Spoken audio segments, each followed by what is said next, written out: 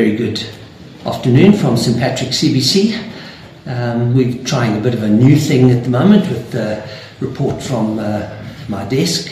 So I'm going to give you a little bit of a summary of what we've happened over the last couple of weeks. Obviously the cold weather is what has greeted us this term, and it's been quite chilly, and it's quite a sudden turn to cold weather.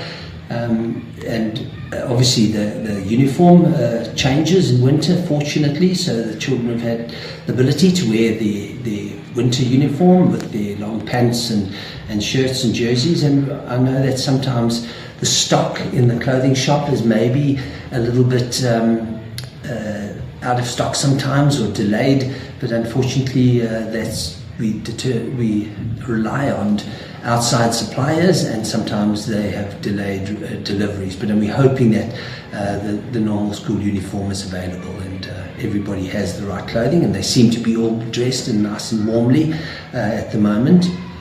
That reminds me of that the Oppenheimer House boarding house that burnt down. It's a year ago now, in the beginning of May, and we still seem to be very slow in what's happening in terms of the rebuilding of that boarding house. Unfortunately, the process is a much more vigorous one than I thought, in terms of heritage and passing plans and architectural designs and engineering assessments of the new building. But we are making progress, and we're hoping that in the next month or so we're going to have the construction starting, and we'll see some progress and things moving. In the meantime, our boarders are still at Girls High at the Alfred Byte House, and we're really appreciative of Girls High for hosting us there. And we know it's not perfect. It's a bit of a walk, and there's some inconveniences, but it'll soon be over. And we thank everybody for their support and cooperation on that one. Then the recent Spilderklaver Festival that's hosted in Kimberley was a great success from all aspects of it.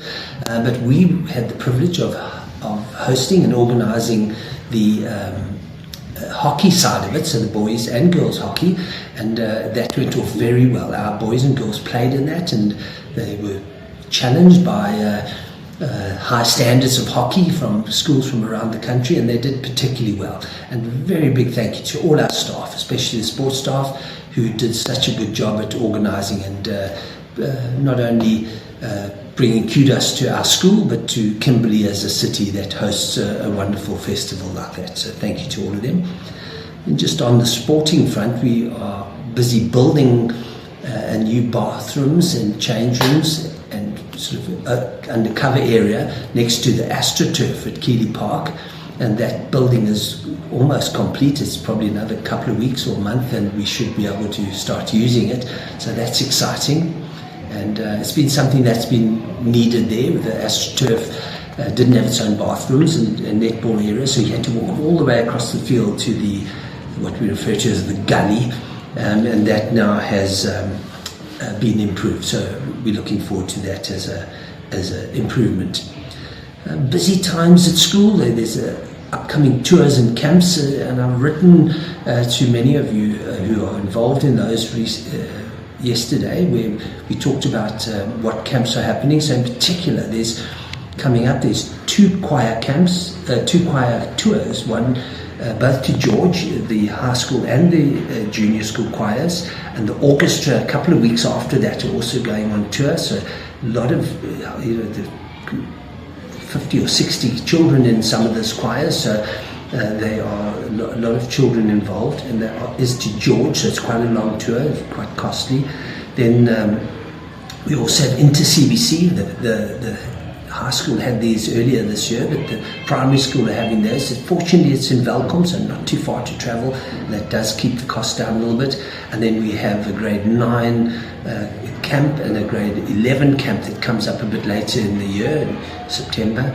And I've written to parents just to bring your attention to the fact that there are so many tours, and some of you, if you have maybe more than one child and they're involved in more than one activity, you could have 4 or 5 tours that are costly, and you need to plan for it. And so we've asked you for some feedback, and we appreciate that. So I'm sure that'll go well. The ECD this year had a little bit of a change. The Early Childhood Development Centre for the little ones We had a couple of changes there, and we've changed the leadership there to falling under the junior school, and Mr. Holm has done a fantastic job of looking after the ECD, and they've been a good spirit and nice fresh start this year. We had in the April holiday, we had a holiday school, so those of you who work, and obviously your children need to keep coming to school during the holidays, we had an we opened for that period, and quite a few of you took advantage of that.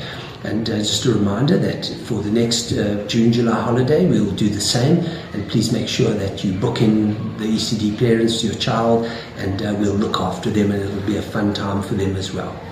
Then we do need to have some changes, so the grade, the small ones, the age 1 to 2s and 3s, that group currently is in the back of the old boarding house, but with construction starting soon, we're going to have to move them, and we've got some nice plans to move them into a new space at the beginning of next term, and that should all be up and running. We'll let you know those details as soon as we can.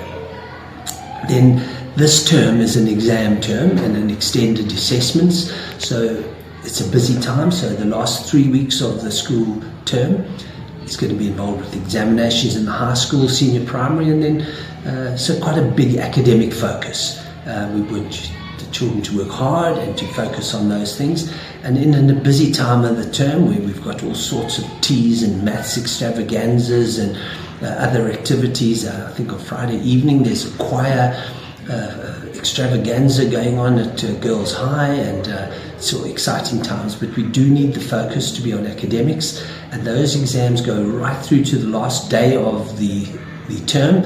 So we urge you as parents not to make arrangements at the end of term for your children to leave early, because it is an exam term, and that would need to take preference. The other couple of things that we're doing, one is that I've written to parents and I've asked you to do a survey, and thank you for those who responded. It's a textbook and stationery change to the system.